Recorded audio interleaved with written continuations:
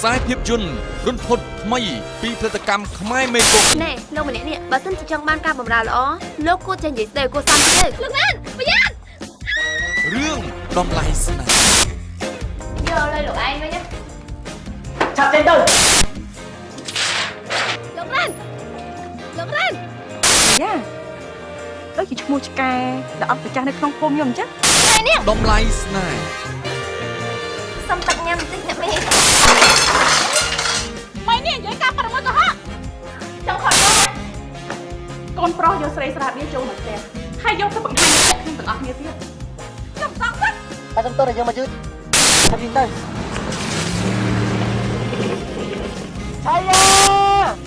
សំណងវាតែឆ្ងាយឲ្យចាប់ងាយវាតាមផ្លូវទៅឆៃយឺតទៅស្លាប់ឯងតម្លៃស្នេហ៍នឹងចាក់បញ្ចាំងក្នុងពេលឆាប់ៗនេះ